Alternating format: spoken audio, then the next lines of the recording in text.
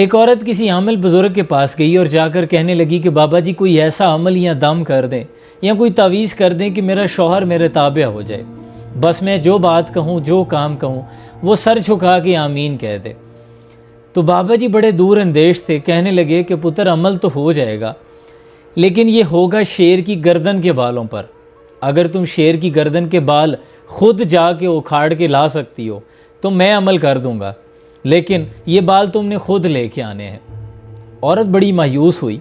मायूस होकर जब अपनी सहेलियों के पास आई और आकर बताया कि बाबा जी ने ये कहा है, तो एक सहेली कहने लगी कि ये कोई इतना मुश्किल काम नहीं, नामुमकिन तो नहीं है, तुम ये कर सकती हो। तो उसने कहा कैसे हो सकता है? तो कहने लगी कि तुम 5 या 10 किलो गोश्त रोज़ जंगल में ले जाकर जहाँ शेर आता है वहाँ फेंक दिया करना। कुछ अरसे के बाद आहिस्ता आहिस्ता जब शेर को आदत हो जाएगी तो फिर उसके सामने आ जाना, आहिस्ता आहिस्ता वो तुमसे मानूस हो जाएगा। उसको आइडिया बड़ा पसंद आया।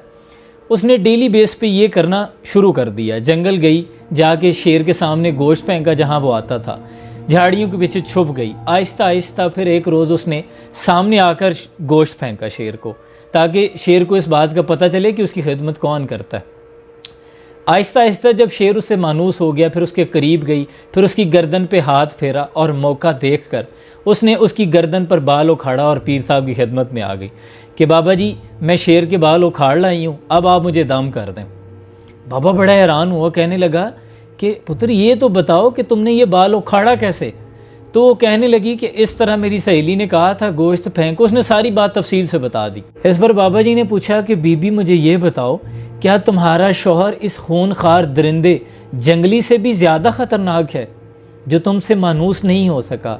तुमने खिदमत करके एक जंगली को अपने कंट्रोल में कर लिया, वो तुमसे मानूस हो गया, तो क्या तुम खिदमत करके अपने शौहर को अपने ताबे नहीं कर सकती, जो कि अशरफ अल मखलूकात है और इल्म और अकल रखने वाला इंसान है?